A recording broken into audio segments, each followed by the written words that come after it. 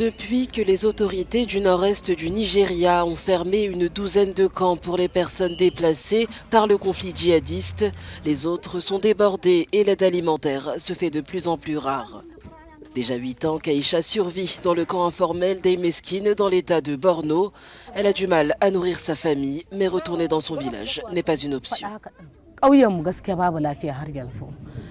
L'insécurité règne dans mon village. S'il était en paix, je ne passerais pas un jour de plus ici.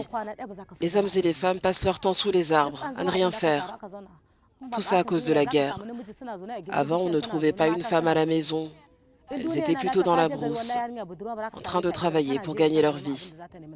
Désormais, nous sommes entassés au même endroit. Nous dépendons de l'aide. Nous sommes dans une prison. Aujourd'hui, elle est contrainte de mendier et d'envoyer ses enfants vendre de l'eau pour nourrir la fratrie.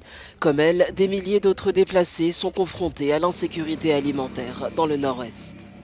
Nombre d'entre eux risquent leur vie chaque jour pour ramasser du bois ou des métaux hors de la ville afin de les revendre.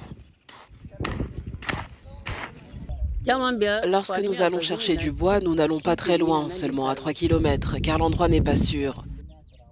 Si on entend des bruits ou des coups de feu, on fait demi-tour et on retente le lendemain.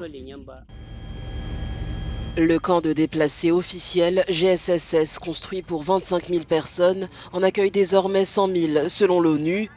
Malgré cet afflux constant, les dirigeants de l'État de Borno ont l'intention de fermer tous les camps d'ici 2026, ce qui inquiète d'autant plus les ONG.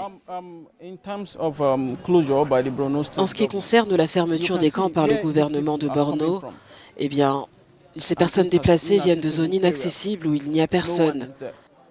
En considérant ce qui se passe là-bas, comment pouvons-nous être sûrs qu'ils seront en sécurité ?